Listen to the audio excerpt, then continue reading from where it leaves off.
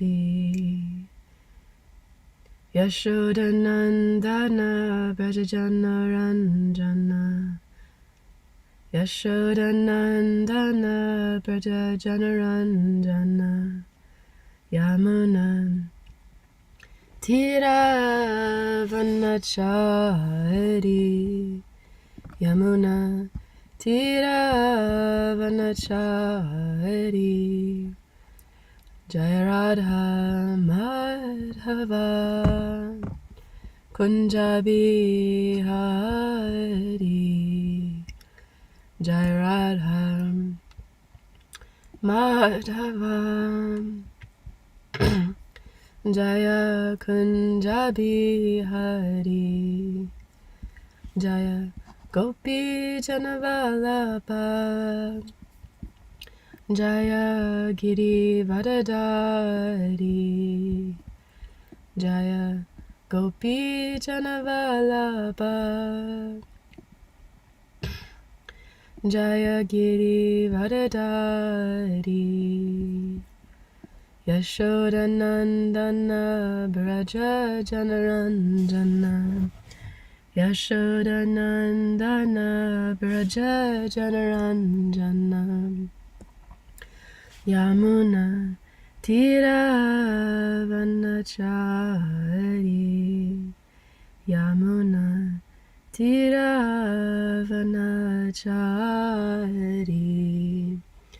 Hare Krishna, Hare Krishna, Krishna Krishna, Hare Hare, Hare Rama,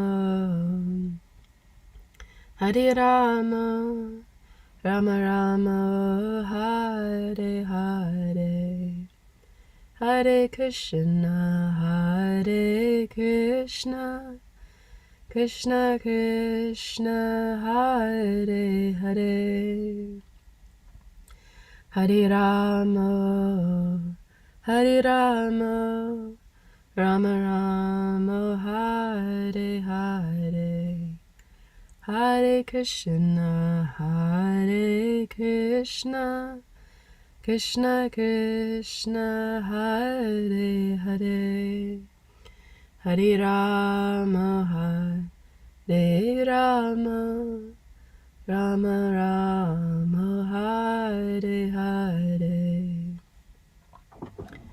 Jaya Radha Madhava, Radha Madhava, Radha Madhava, Shri Radhe. Jaya Radha Damodara, Radha Damodara, Radha Damodara, Shri Radhe. Jaya Prabhupada, Prabhupada, Prabhupada, Srila Prabhupada. Nitya Gaur Premanandi, Haribo. Jayam Vishnupad Paramahamsa, Paravajakacharya, source such as His Divine Grace. A.C. Bhaktivedanta Swami Srila Prabhupada Ki Jai. Jayam Vishnupad Paramahamsa, Paravajakacharya, source such as His Divine Grace. Bhaktisiddhanta Saraswati Goswami Maharaja Prabhupada Ki Jai. Ananta Koti Vaishnava Vrinda Ki Jai. Nitya Gaur Premanandi, Hari Hari Bo. Hare Krishna, Spirit Souls. Welcome to another Bhagavatam class. Happy to be here. Today we are reading from the glorious Srimad Bhagavatam, Canto 7, titled The Science of God. Chapter 9, Prahlad pacifies Lord Nrsingadev with prayers. Today's text 46.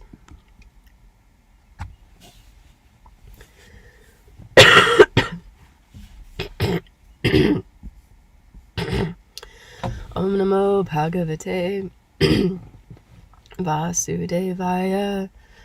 Om Namo Bhagavate Vasudevaya. Om Namo Bhagavate Vasudevaya.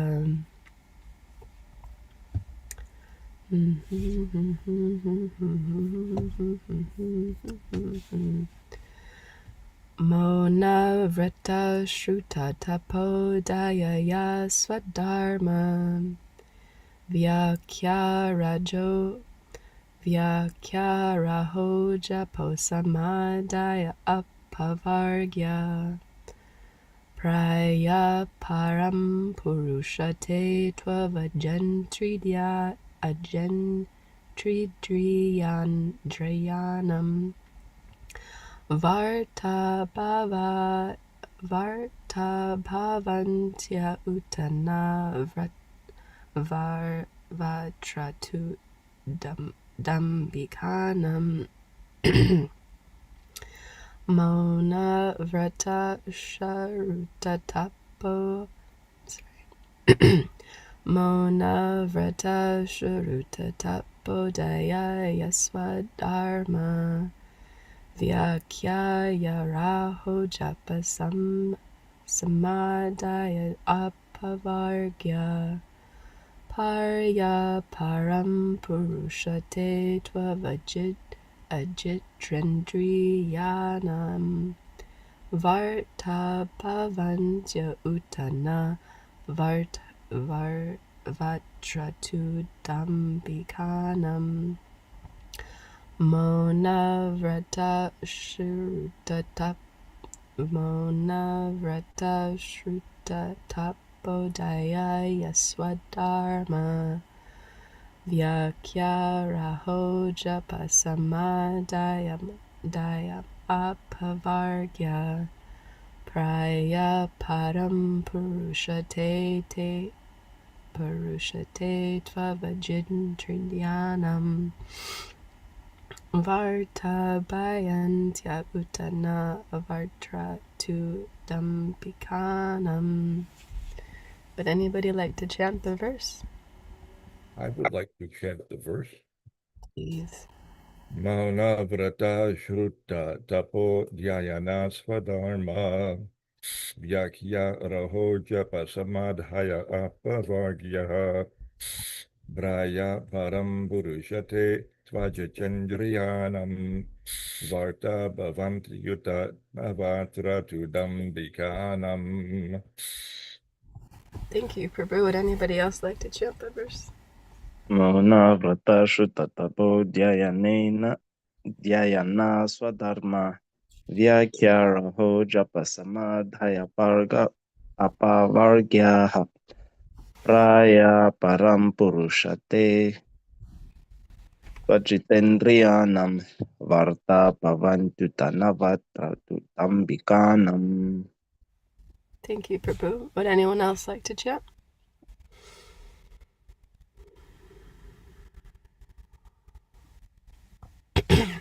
Synonyms: Mauna, silence; Vrata, vows; Shruta, Vedic knowledge; Tapaha, austerity;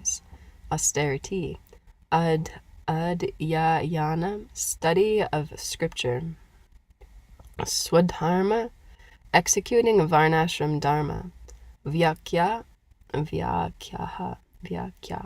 explaining the Shastras; Raha, living in a solitary place; Japa, chanting or reciting mantras; Samadhyayaha, remaining in trance; Apavargya. These are 10 types of activities for advancing on the path of liberation. Prayaha, generally; Param, the only means; Purusha, O my Lord; Te, of all of them; Tu, but; Ajita Indriyanam, of persons who cannot control the senses; Vartaha, means of living; Bhavanti, are; Uta, so it is said; Na, not; Va, or; Atra, in this connection; Tu, but; Dambikanam, of persons who are falsely proud. Translation and purport by Srila Prabhupada. Srila Prabhupada ki jai. Translation. O Supreme Personality of Godhead, there are 10 prescribed methods on the path to liberation. 1.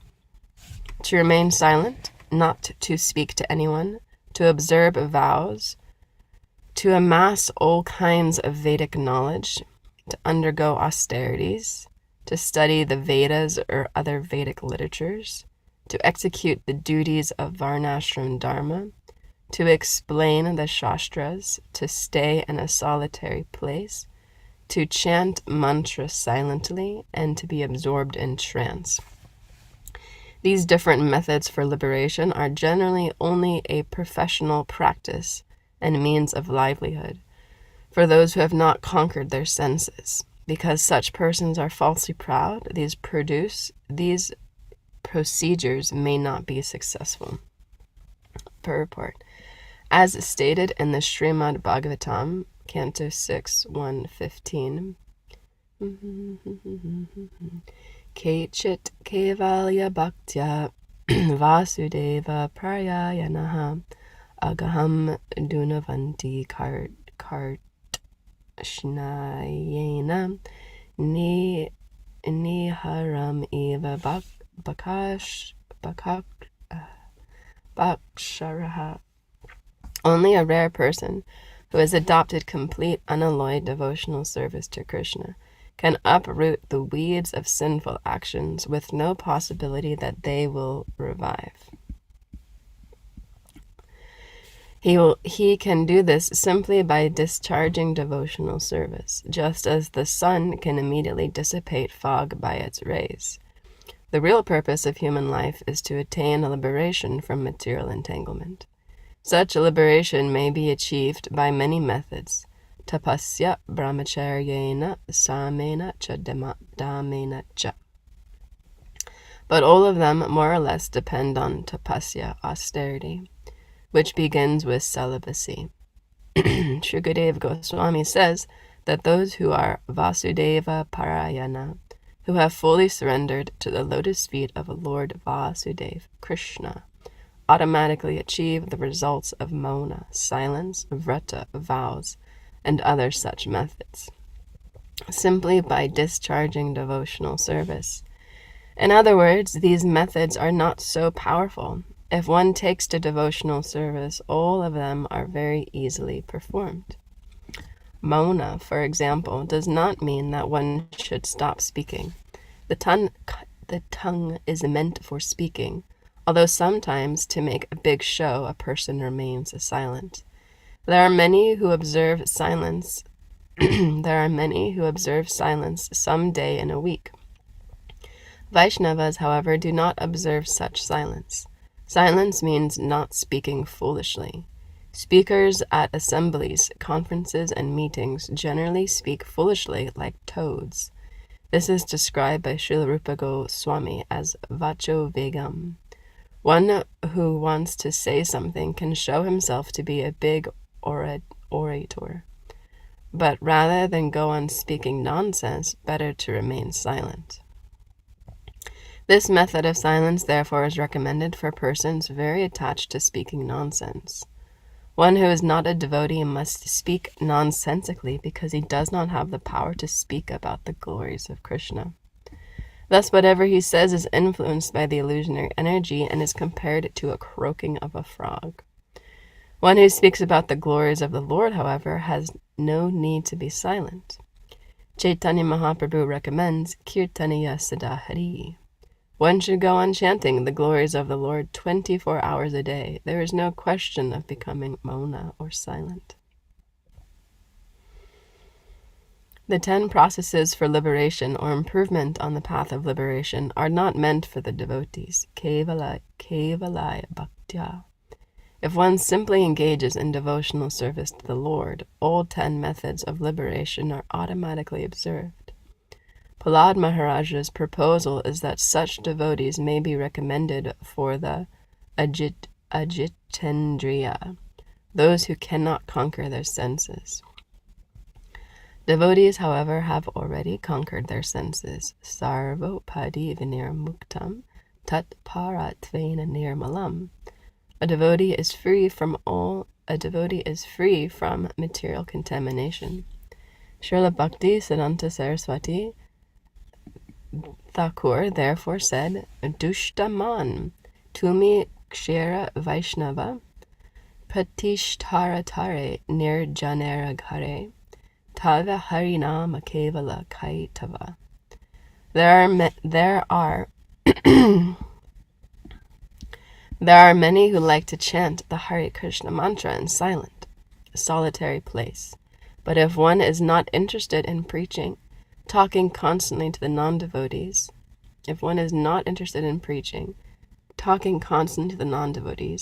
the influence of the modes of nature is very difficult to surpass. Therefore, unless one is extremely advanced in Krishna consciousness, one should not imitate Haridas Thakur, who had no other business than chanting the holy names 24 hours a day. Prahlad Maharaj does not condemn such a process. He accepts it, but without active service to the Lord. Simply by such methods, one generally cannot attain liberation. One cannot attain liberation simply by false pride. Jai. Om Jnana Timarandasya. Om Jnana Timarandasya. Oh my god, I think I forgot this mantra. Om Jnana Timarandasya. Gyananjana Shalakaya. Chakshur Mitam Yena. Tasmai Shri Guruve Namaha. Shri Chaitanya Manobishtam. Stapitam Yena Bhutale. Swayam Rupa Gadadmayam Dadanti Swapadantikam Vandeham Shri Guru Shri Yuta Padakamalam Shri Guru Vaishnavamscha Shri Rupam Sargajatam Saguna Raghunatham Vitam Tam Sajivam Sadvaitam Savadutam Parijana Sahitam Shri Krishna Chaitanya Devam. Hey Krishna Karuna Sindhu Dina Bandhu Jagatpate Gopisha Gopika Kanta Radha Kanta Namostute Tatta Kanchana Gaurangi Radhe Vrindavanishvadi Vrishabhanu Sutadevi Pranamami Hari Priye. Vanchakalpa Turubhyascha Kripa Sindhu Bhyevata Patitanam Pavanebhyo Vaishnavebhyo Namo Namaha. Jaya Shri Krishna Chaitanya Prabhu Nityananda Shri Advaita Gadadhar Shri Vasari Gaur Bhaktavrinda. Hare Krishna Krishna Krishna Hare Hare, Hare Rama Rama Rama Hare Hare.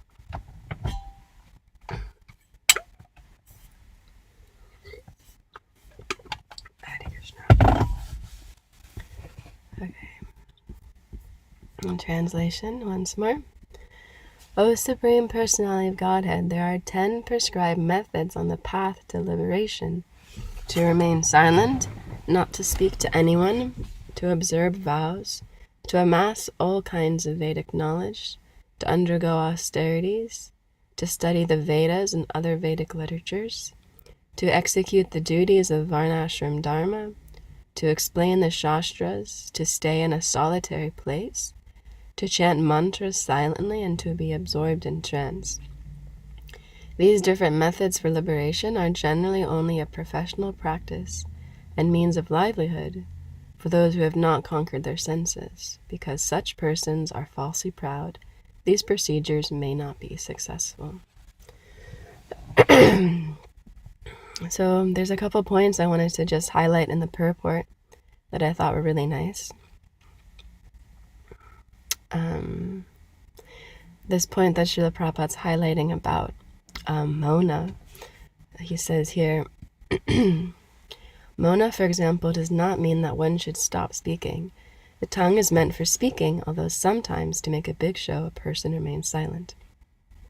And then, Vaishnavas, however, do not observe such silence. Silence means not speaking foolishly. So I was thinking about this recently because one of my godbrothers from New York was visiting Gita Nagari, Sham Sindhu Peru, and I was really appreciating, I got to do a little, he had to help me a little bit with cooking, and I was really appreciating in his character that he really exemplifies this principle of speaking properly. He always speaks, whenever he speaks, he always speaks about Krishna, and it's not like a preachy kind of speaking. He's just generally always speaking. Somehow the conversation always like leads back to Krishna with him. And it's really nice. I find it very inspiring because I speak nonsense all the time. But this principle of how we should always, when we should always speak about Krishna. It's nice to see it in devotees in real life. Of course, there's many devotees in Gita Nagari I see it in too. But for him, it's just very obvious because he's always, like, it's always talking about Krishna. It always brings it back. Like, I was overhearing one conversation he was having with this other bhakta who was there helping, and this bhakta was talking about his life and his problems, and then Shamsundar Prabhu was just like, yeah, just like Krishna and Bhagavad Gita, you know, like this is the situation. And I was like, wow, it's so nice how he just always brings it right back to Krishna. It's very inspiring. So yeah, I was just thinking about him recently and appreciating that quality, and it reminded me in this verse how we should always actually be speaking about Krishna somehow. We should, every conversation we have with someone, we should remind ourselves or remind the person about Krishna somehow. And if we're all doing that, then we're actually always going to be speaking about Krishna with all the devotees, which is really nice. Yeah, a really nice thing to do, because that reminds us of Krishna, and then we're using our tongue properly. Of course, I've got a long way to go before I do that properly, but it's nice to have inspiring examples of people who do that all the time. And then there's also the same part in the same paragraph. Srila Prabhupada says,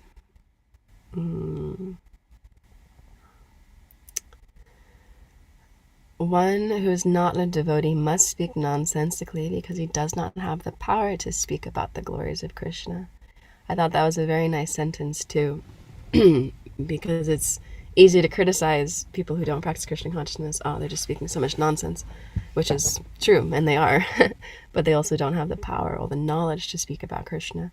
So what else, how would they possibly know how to speak about Krishna without being given knowledge about that, about how to speak about Krishna's glories?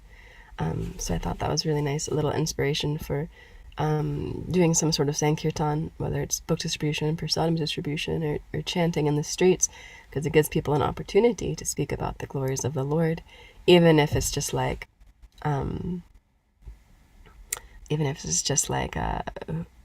random comments or like, who are those weird people dancing on the street? Why are they chanting this name Krishna? Even that is enough for that person to say the name Krishna, and they get quite a lot of purification. Like, I was at the dentist yesterday, and this woman who was cleaning my teeth, I was talking to her about my life, and I was saying, oh yeah, I used to live on this farm out in Port Royal, out by Lewistown. And she said, oh, do a couple people from that farm come here? And I was like, yeah, they do. They kind of, and they like, and they bring the world's best muffins ever. And I was like, yeah, that's us. And then she was like, I was like, oh yeah, my husband comes here too. And she's like, oh wait, is your husband very tall and has very short hair, but then one really long piece of hair? And I was like, yeah. I mean, not anymore, but yeah. So anyways, she recognized that the world's best muffins ever come from the ISKCON farm. So all glories to the devotees who always bring them prasadam. It's making an impact, and they're recognizing the difference. And then maybe one day they'll have the power to speak about the glories of Krishna. And then there was another part I wanted to highlight as well that I thought was really nice.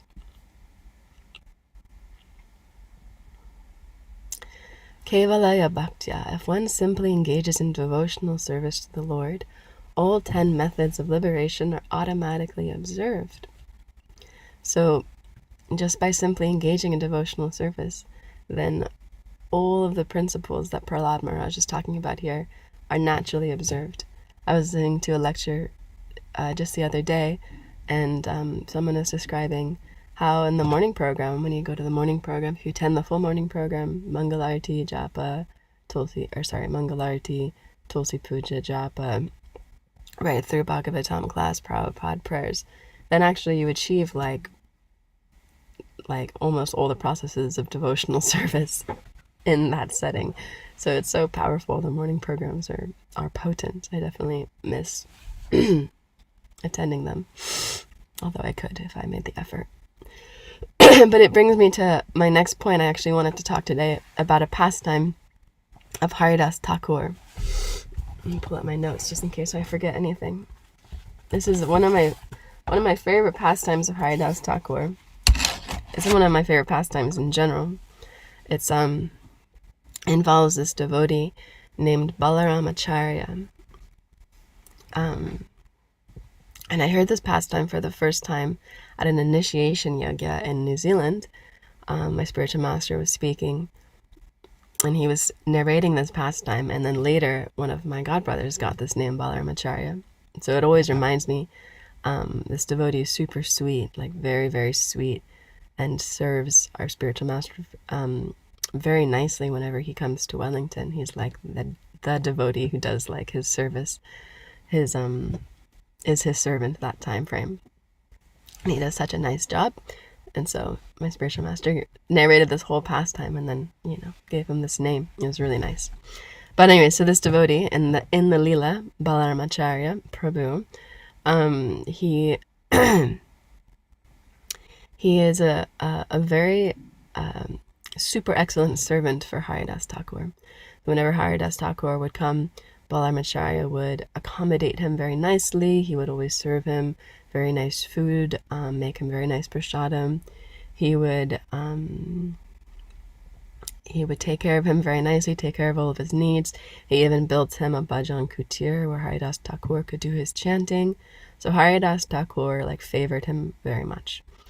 And one day there was an assembly taking place at the house of Govardhan and Haranya, who were the future father and uncle of the future Raghunath Das Goswami. And Haridas Thakur, and Balaramacharya mentioned this to Haridas Thakur, and he said, please would you come speak there? We would be so grateful to have you speak at this assembly. So Haridas Thakur came to this assembly, and of course all the devotees there were completely overjoyed, and were glorifying Haridas Thakur for coming. And they started speaking, and of course they started speaking about the glories of the Hare Krishna mantra. Because what else do you speak about when you're with Haridas Thakur? He is Namacharya, the professor of the Hare Krishna mantra. So these devotees, they started to discuss Namakata, and as they were discussing, they started saying things like, chanting Hare Krishna frees you from all sinful reactions, or chanting Hare Krishna gives you liberation. And Haridas Thakur was there, and he protested. He was like, wait, just hold on a second. These are just side effects for chanting the glories, for chanting Hare Krishna. And then he says, Cheto Darpana, like Lord Chaitanya's Shashashtakam, Cheto Darpana Marjanam Bhava Mahadavagne Nirvarpanam.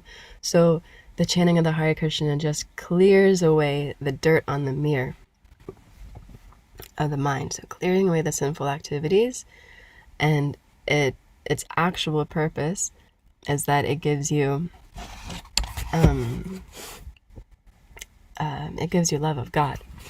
It gives you unlocks a how are the exact words?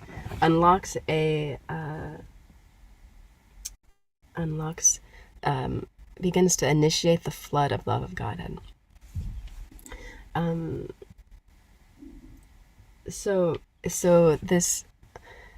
chanting of Hare Krishna, it gives you just like a glimpse. Let me just read exactly what he said so I don't get it wrong.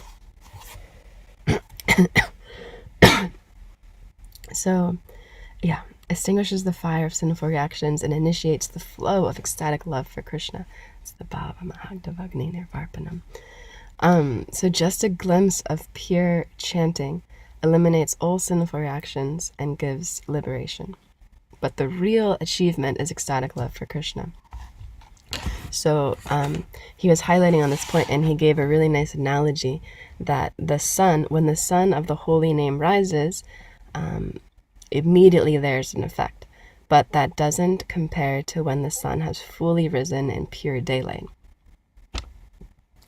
And then so he gave that speech, and then he told to the devotees, like, oh, pundits, please, you elaborate on this further.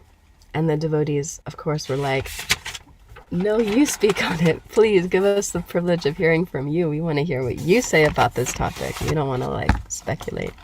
So then he gave this really nice, he explained this analogy really nicely with the example of the sun, which is really appropriate. I'll just read it once more. It's really sweet. So he says, when the sun of the holy name rises, immediately there is an effect, but that doesn't compare to when the sun has fully risen. And then he explains this point further, saying that there are 3 stages of chanting: Nama Parad, Nambas, and Shuddhanam. As you know, everyone here knows this already, but I'm just speaking for my own purification. So Nama Parad, when there are offenses, although Krishna is fully present in the holy name. Oh, what's this verse from the Shashashtakam? I was going to look it up. Let me look it up so I don't get it wrong.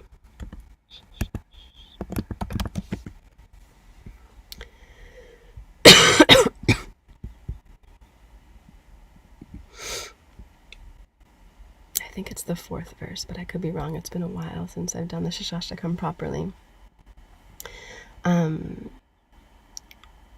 When Krishna is fully present in the holy name, but because of making offenses, we're not attracted to the holy name. Oh yes, it's the 2nd one. Nanam makari bahuda nijasarva shaktis tatra pita niyamita smarine nakalaha etadrishi tavakrapa bhagavan mamapi durdaivam edrisha mihat janinanuragaha.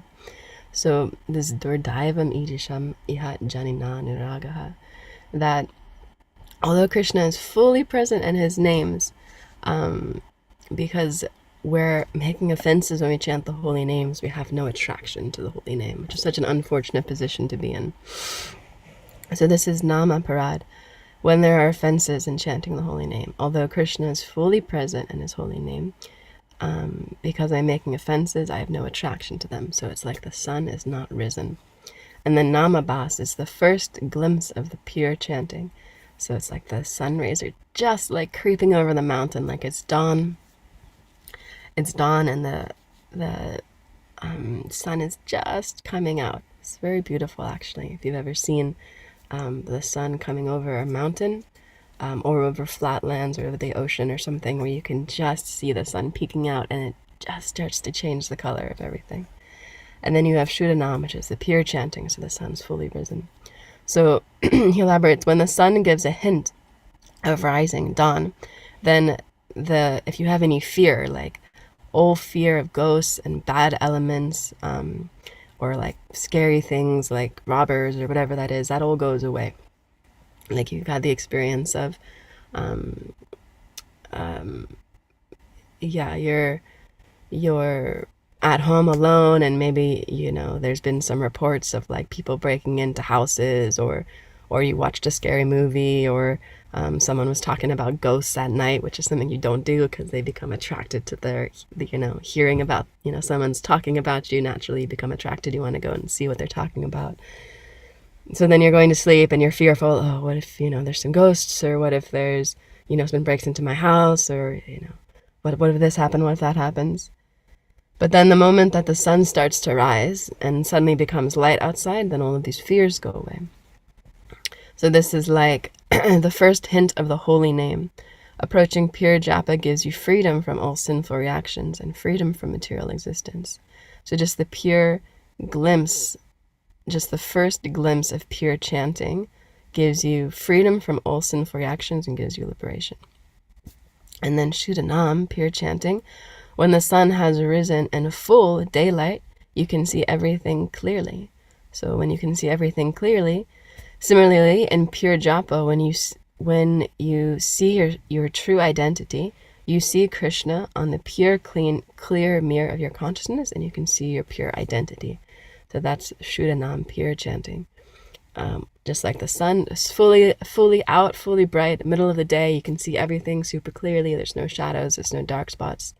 Similarly, in pure chanting, then we're able to see who we are, who our eternal identity is, and we're also able to see Krishna in the clear mirror of the heart, or the clear mirror of the consciousness.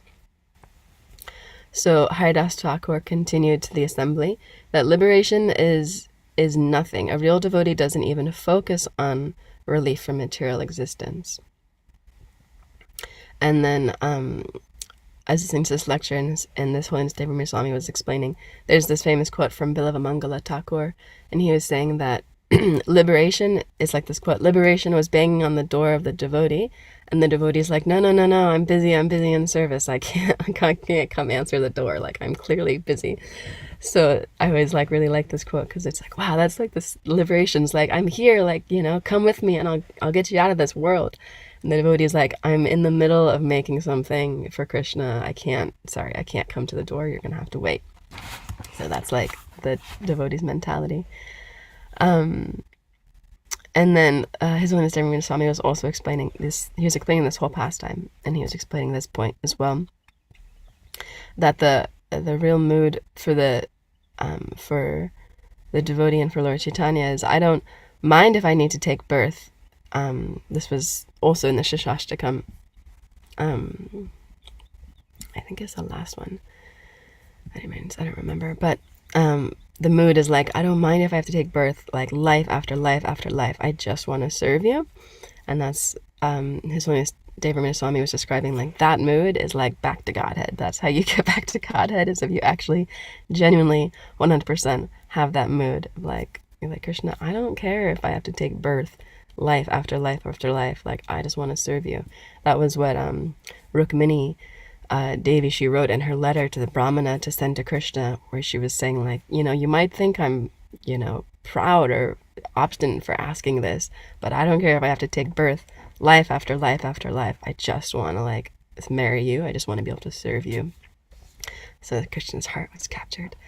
So Haridas Thakur, he's explaining this point about the sun and about pure chanting and about this, like, side effect of just, like, the glimpse of pure chanting gives you liberation, and how it's, like, so insignificant for the devotee. The devotee cares about service and chanting, and that's like the nectar. Anyways, he was explaining this to the devotees so beautifully, and everyone was just, like, so captivated listening to Haridas Thakur. It's like time doesn't even exist, when you're listening to the pure devotee speak. It's just like nothing else matters. But there was one super mundane thinker. He was very materially fortunate, young adult. Not young like a child, but not old either. Gopal Chakravarti. He was very handsome and learned, and had very beautiful features and was very proud. And he was very angry that Haridas Thakur was saying all of this stuff. He was really angry, actually. He got, like, personally insulted about all of this. I don't know if anyone's ever experienced that before, where someone is criticizing something that you really care about, and you get, like, personally insulted for that thing, and you're ready to, like, die defending that thing.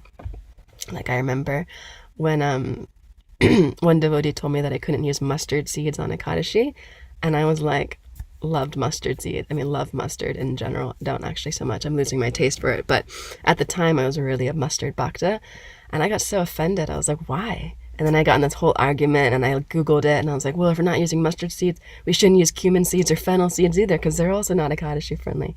Anyways, I'm over it now. But so you can understand, that's just like a very small example. But when someone's really attached to something and then someone else offends it, even though it's not really an offense and that person's actually right and we're just proud, then it blows up. So anyways, Gopal Chakravarti is about to blow up. So he says, in this assembly, he stands up and he looks at Haridas Thakur and he's like, what is this? What are you talking about? Getting liberation from a dim glance of chanting Hare Krishna? Do you even know what liberation is? and he's like, first of all, great mystics, yogis, scholars, they spend millions of births, like birth after birth after birth, trying to get liberation. And here you are saying that just a glimpse of pure chanting and you can get free from sinful reactions and free from material existence. This is total nonsense. Like he's losing it. He's so upset. This is total nonsense. And he's like, you're actually just presenting the conclusions of the emotional devotee. Like, you're not making any sense right now. This is nonsense. And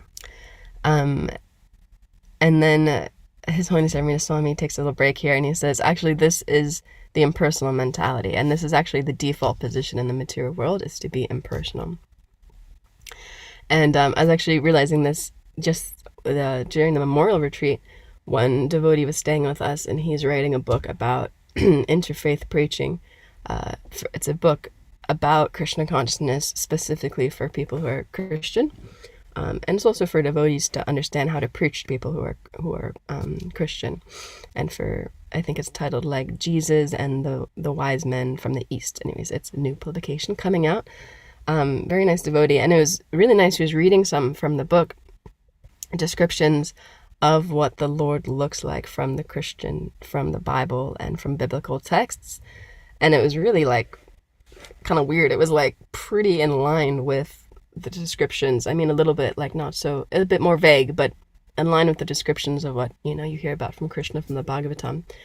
And we were like, wow, this is like really, like if you were to read them side by side, it would be really hard to be super against the Srimad Bhagavatam and the Vedic text because they're so similar. Maybe, Leela Kishori Devi can comment on that later. I'm sure she knows much more than the little bit that I got from this devotee reading. But anyways, he carried on and said, yeah, most Christians are actually impersonalists. They don't acknowledge these like personal aspects of the Lord. They just think about like the very like overview sort of stuff. So yeah, what Gopal Chakravarti is saying is actually like kind of the impersonal view that is the default position in the mature world. Like just chanting Hare Krishna does everything, really? Like that's really, like if I just chant this mantra, really it's gonna solve all my problems? Like this kind of like la la land stuff. So anyways, continuing, Gopal Chakravarti, he's at the point of his tolerance completely being broken. He's about to lose his marbles.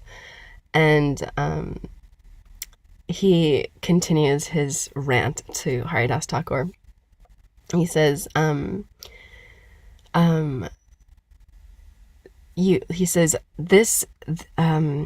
have to be very, very austere. You have to be tolerant, austere, very rigorous, in order to achieve liberation and freedom from material existence. It's like a rigorous process. It's very hard. And you're saying that not even pure chanting, but just a glimpse of pure chanting is what does it. He's feeling very insulted. He's very baffled. He's very angry. And he felt that the whole assembly had been offended because of what Haridas Thakur was saying, by this like emotional blurt that Haridas Thakur said about explaining the processes of chanting Hare Krishna. So he does something really dodgy. Let's see. So Gopal Chakravarti, he's so angry, and he says something really that he regrets later, I'm sure. Down the line he regrets it. But he looks at Haridas Thakur and he says, listen, if you're lying and if what you're saying is not true, then I'm going to cut off your nose. And everyone's horrified. Everyone in the audience is like a gasp, like, how could he say such a thing? Like you can imagine in the assembly of Krishna when they're doing the, what's it called? The horse sacrifice for King Yudhishthir. And then Shishupal gets up and he just starts like throwing insults at Krishna. And the Kshatriyas they're like taking out their swords. They're like, I'm going to cut this guy's head off. Like, that's what I'm going to do. I'm going to cut his tongue out. I'm going to cut his head off. And they're just like ready to like defend. So this is like the very Brahmanical setting of that. And Gopal Chakravarti like throws these insults at Haridas Thakur. And everyone's just like, oh my God, like I can't believe you just said that. But Haridas Thakur, he was very tolerant. Of course, he's a pure devotee. exemplar Vaishnava, so he showed no signs of being offended or disturbed. He just tolerated the offense very calmly. But the audience was totally devastated, totally upset. Balamacharya, like, who was there, stood up and he just like, you have offended Haridas Thakur, you can expect nothing good for yourself. And then Gopal and Hiranya, whose house that was, they just looked at Gopal Chakravarti, and he was actually working for them. He was a tax collector, and they just said, like, just get out of this house, and you're fired. We never want to see you ever again. Just leave. Like, you're gone. Please never come back. And all the devotees who were there, they like fell at the feet of Haridas Thakur, and they're like, please forgive us. This is our fault. We invited him here. He was in our assembly, in our house. Like, please forgive us for this offense. But Haridas Thakur is very merciful. He's like, this is nobody's here. No one here is at fault. Not even Gopal Chakravarti is at fault. He is a dry mental speculator. Like, what else can you expect from him? He doesn't know about the glories of the holy name. Like, what else can you expect from such a person? Just like sometimes you meet people in Sankirtan and they're like really rude, and they like criticize Srila Prabhupada, and they criticize like the spiritual teachers, criticize the holy name. And it's like, okay, you don't even know the glories of the holy name. So it's like, come on, you don't even know what you're talking about. You have no idea. You're just a dry mental speculator. You have no idea what you're talking about. So down the track, Gopal Chakravarti, he ended up actually getting his reaction, as everyone knows. Although Haridas Thakur didn't take the offense seriously at all, he just, most, as a devotee doesn't take offenses from others. A pure devotee and other devotees do. But Krishna took the offense very seriously. And Gopal Chakravarti, who was very handsome and youthful, he got leprosy. And his beautiful nails and his like fingers all withered up with leprosy, and his nose fell off from leprosy. I've never seen leprosy in person, but I imagine it's pretty gross. So when Haridas Thakur found out about Gopal Chakravarti's position, he wasn't like happy, like, oh yeah, my enemy, got defeated. He said my nose was going to fall off, but his nose fell off, like karma. No, he actually felt really sad, so much so that he left that place, and he went to Shantipura to go stay with Advaitacharya. So it's easy to criticize Gopal Chakravarti and think, yeah, he's an offender. Like he offended the holy name. He offended Lord or Haridas Thakur, and he doesn't know anything about the holy name. But then, what can we say about our position and our approach to japa? Even in a backhanded way, sometimes we can take the glories of the Hare Krishna mantra to be an imagination, which of course is one of the offenses to chanting the holy name. And that can come across as like what I was saying a little earlier, like, really, chanting Hare Krishna does everything? Like, it's actually going to solve all my problems? It's actually not even my problems, but it's going to change the whole way the world works on a macro and micro level. Like, actually, that's actually going to happen. So yeah, this is considering the holy name to be like imagination, to not really have the full effect that it does. And even in our lives, when we sort of don't prioritize the chanting of Hare Krishna, like give it a backhand position, like, oh, I'll do it when I have time, or I'm busy right now, but I'll do it later. Or like the classic example, like, oh, I can't really do it right now because my life's so busy, but I'll do it when I get older. Krishna, sorry, that scared me. I'll do it when I get older.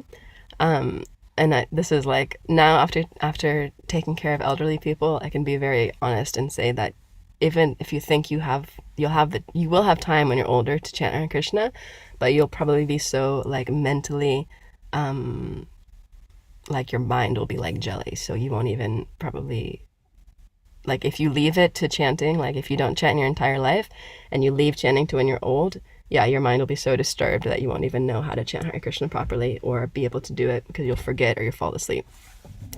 But if you chant your whole life, then when you get older, you'll be really sharp, like a sharp tack.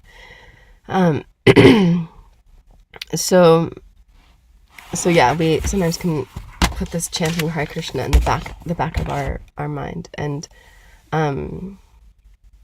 His Holiness Devamrita Swami is describing that to chant Hare Krishna actually without offenses actually requires a very contrite heart and anguish.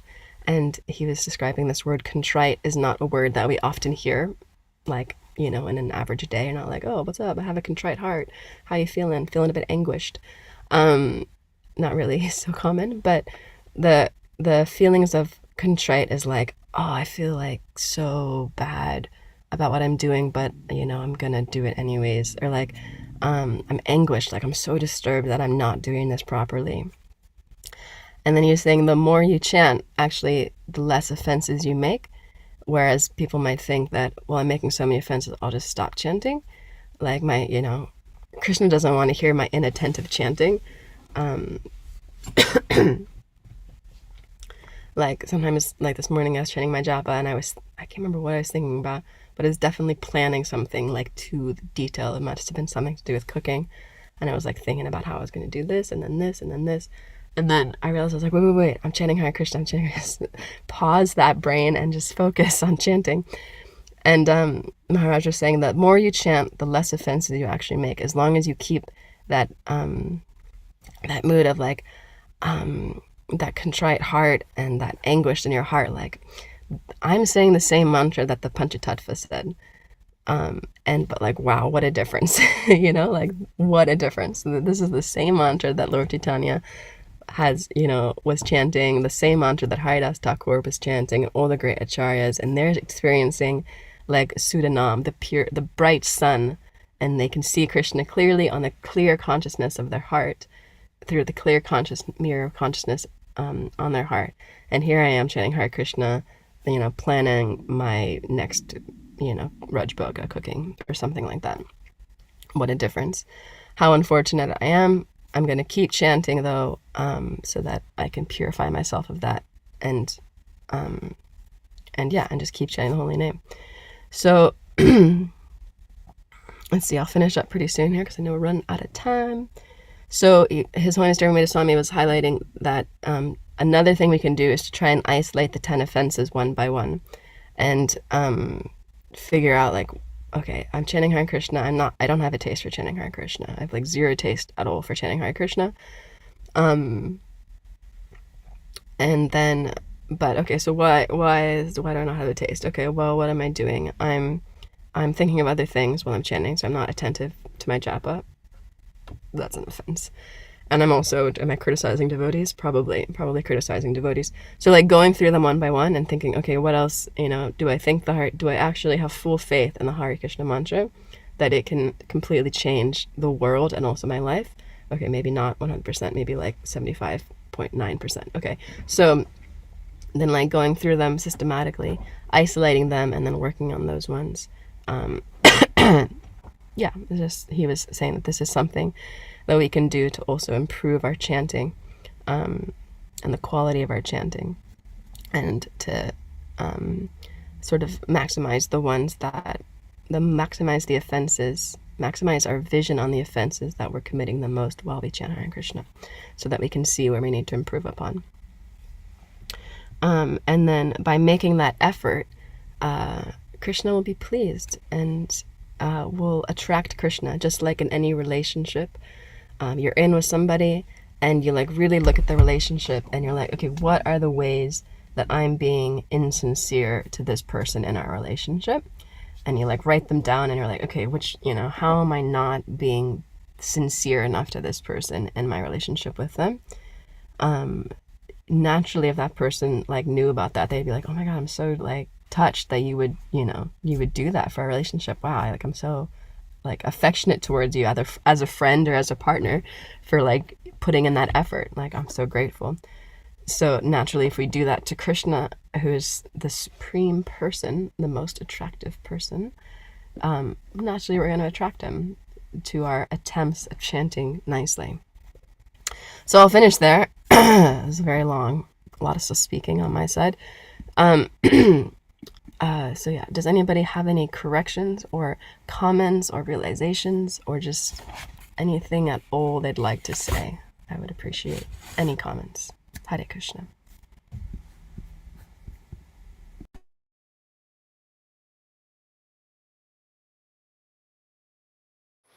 Real quick thought is, we're talking about offenses to the holy name.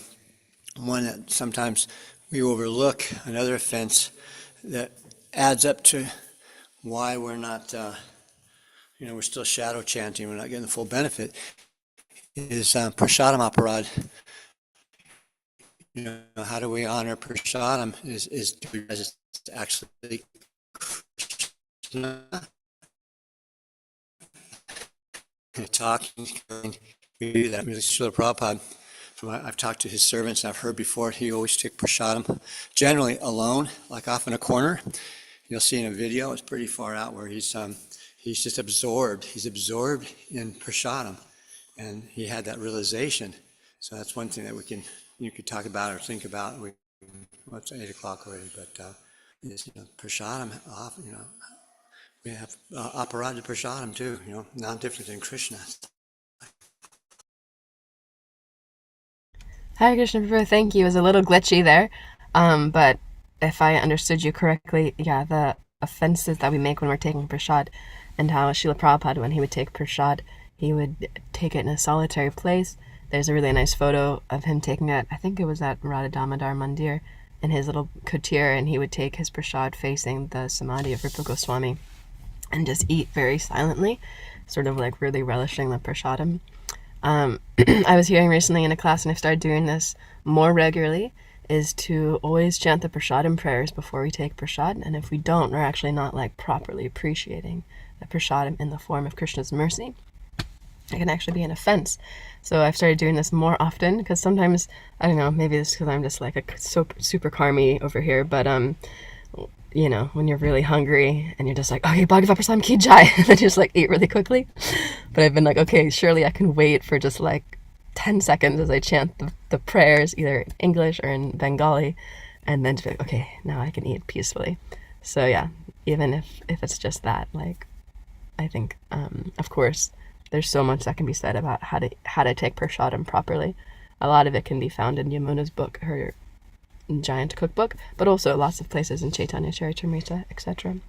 But yeah, that's just one thing I've been trying to do to try and appreciate prasadam more, even if it's just something simple. It's just like actually chant the prasadam prayers before taking prasad. Anything else from anybody? Hare Krishna. I could add a few comments in connection with the honoring of prasad. Um, I personally witnessed Srila Prabhupada's honoring of prasad, and I can concur that Srila Prabhupada did not like any disturbances while honoring prasad. He would usually sit alone in his room to honor prasad, and most importantly, he did not like any talking while honoring prasad. He would never engage in any conversation. It was a very reverential, uh, meditative process. Srila Prabhupada was very meditative when he honored prasad. He would sit and just contemplate the prasad, appreciating the qualities and appreciating how this is the mercy of Krishna. There was a time early in the movement when the practice of honoring prasad was that oh my God, so many things were different than they are now. But one feature was that we did not engage in conversation while honoring prasad. The devotees all sat silently and and honored prasad. That doesn't happen anymore. It's become a social event. There's lots of discussion, and oftentimes devotees will engage in a lot of discussion, and there's less meditation on prasad, which I think is unfortunate. We used to also sometimes one person would be engaged in reading for the benefit of all the devotees while they honored prasad. So that also happened. Either silently honoring prasad, or we would hear Shastra. In the evenings, someone would read Krishna book while the devotees were honoring milk prasad. And breakfast also was, at one point, there was a brief reading of Krishna book during breakfast. Later on, when Sri Chaitanya Charitamrita was published, then there was a reading from Chaitanya Charitamrita. And it was always a huge event. It was very, very ecstatic. It was just a wonderful experience. So Krishna conscious, very powerful. Talking while honoring prasad can be offensive. Another offense to prasad is to speak ill of prasad. So it becomes an important responsibility for cooks to prepare prasad very nicely with great care. What they produced should be palatable, of course, for the pleasure of the Lord, and also so that the prasad will be very pleasant.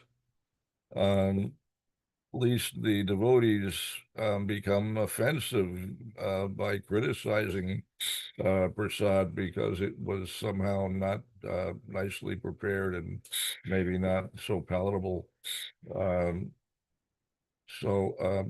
Anyway, one should never speak ill of prasad, which is a touchy thing, because sometimes for cooks, for the head cook or for the temple president, it becomes a duty to do a critique of the cooking. So it has to be done respectfully, but that was also once upon a time, it was standard procedure that somebody would review all of the prasad that was prepared for each offering. Often it would be the head of the kitchen, or sometimes a temple president, usually someone who is experienced in cooking and qualified to be able to identify when something was not correct and explain how to improve upon it. The effort was always made to improve with each offering, to improve the quality of the offering, and so every preparation was reviewed, and there was discussion. The cooks would get together and discuss what was prepared and how everything was done, and how well it worked out, what the results were, and they would discuss how to improve upon it. If something was wrong, they would identify what was wrong and make sure that it didn't happen again. But the whole process of cooking was taken very, very seriously, and there was a lot of discussion surrounding the matter of perfecting the service. It was a very big deal once upon a time. We would begin an offering a day in advance. The menu was worked out a week in advance. Preparations were begun a day in advance. On the day of cooking, before Mangala Artik, the kitchen was packed with devotees, all preparing for the preparations that they were going to be making for breakfast and for the Raj Bhoga offering at noon. And the prasad was incredible. It was out of this world. incredibly ecstatic, very, very nice.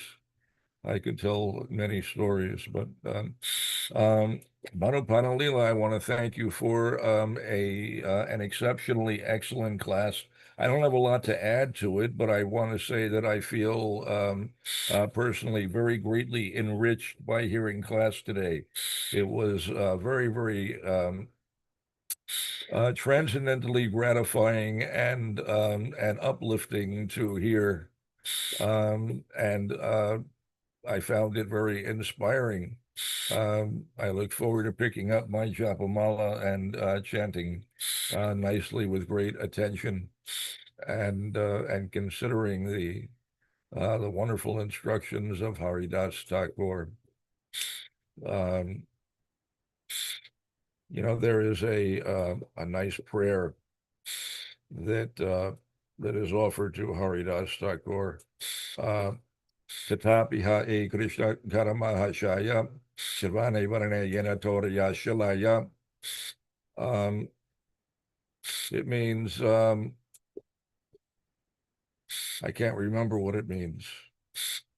This is terrible. I have to quickly look this up now. Glorification of Haridas Thakur. It means, one second. Simple, but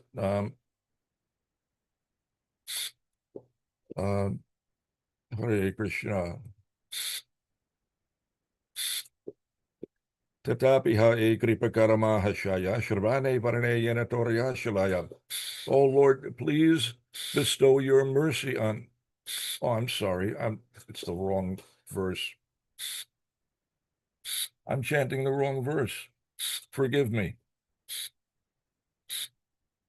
Later I'll remember. I'll get it right. But anyway, what I was chanting was a prayer for the Lord's mercy to. The prayer says, "Oh Lord, please bestow your mercy on me so that I may hear and chant your glories," because we require the Lord's mercy to be able to hear and chant the holy names. And speaking of which, there is another related verse that Srila Prabhupada recommends that we chant before attempting to chant japa, in order to be relieved of offenses against the holy name. It is from the Rupa Goswami wrote a series of prayers called Namashtaka. So the first verse of Namashtaka, Srila Prabhupada recommends that we recite. And the first verse goes like this: Nikhila Shruti Mali Ratnamala Dyuti Nirajita Parapankajanta Ahi Muktar Kular Upasyamanam Paritasvam Harinama Samshrayami. O Harinama, the tips of the toes of your lotus feet are constantly being worshipped by the glowing radiance emanating from the string of gems known as the Upanishads, the crown jewels of all the Vedas. You are eternally adored by liberated souls such as Narada and Shukadev. O Harinama, I take complete shelter of you. Very nice prayer. Anyway, Namashtaka should be recited before chanting japa. Srila Prabhupada says he recommends that. He also recommends Srimad Bhagavatam 10.1.4. I actually never could understand why he recommended that particular verse, but he did specifically mention those two verses being chanted for relief from offenses to the holy names.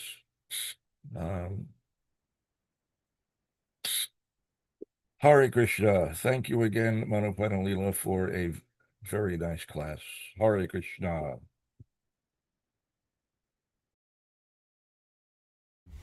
Hi, Krishna Prabhu. Thank you so much for your comments. It was really nice to hear from you.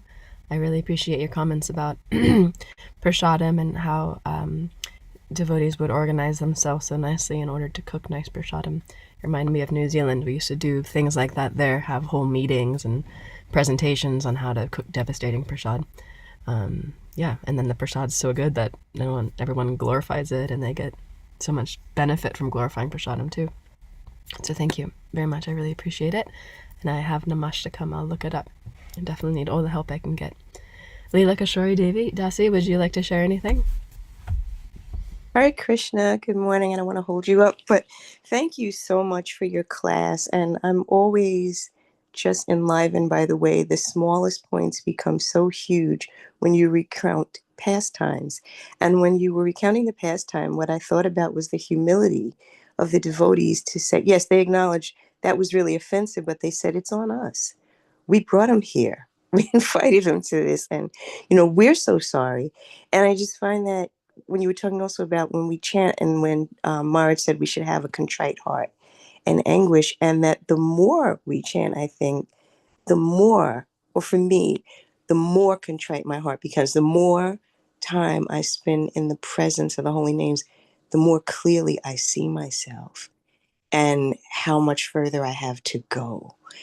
And it brings about humility. And I think that I heard that so much.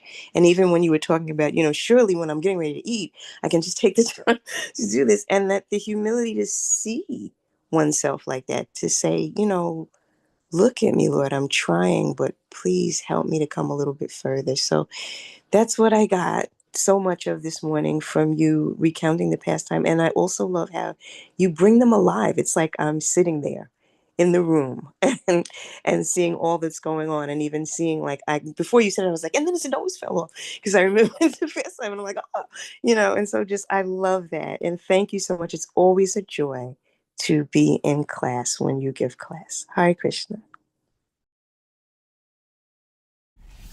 Thank you so much, Leela Kishori. It's always a joy to hear from you.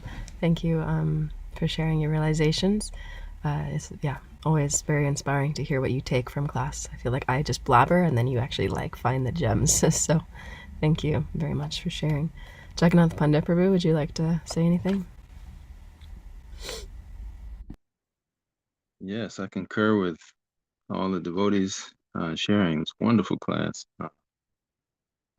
And I also enjoy your reciting any pastime. And, the takeaway for me is how significant chanting the holy name is. That's everything. We have so many anartas who make so many aparadhas and so on. But just by focusing on the holy name, with attention, the sun begins to rise, the more that we can chant offensively. So that those stages, Namaparad, Namabas, Sudanam, everything is encapsulated there. We don't have to have any separate endeavor to do this or to do that. Although we have to do so many things in this material world. We have to make so many arrangements, But the essence of everything is to see everything connected with Krishna and chant the holy name. So that's my takeaway. And you had mentioned about the sun rising in the morning over the horizon. And I was just outside this morning on the porch as the sun was rising, chanting, as the sun was coming. So thank you so much. And, sharing the pastime of Haridas. Hare Krishna.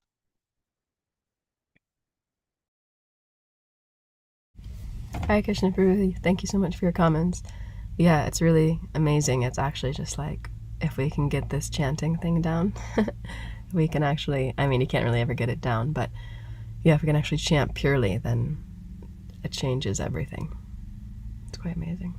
So yeah, thank you for highlighting that and sharing your realizations. Would anybody else like anything to share? Otherwise, we can end here. All right, thank you all for attending. It's very nice to see everybody virtually. Hopefully I get to see you all in person some point in time soon. Gantaraj Srimad Bhagavatam ki jai, Srila Prabhupada ki jai, Nitai Gaur Premanandi, Hari Hari Bol. Thank you. Hare Krishna. Hare Krishna.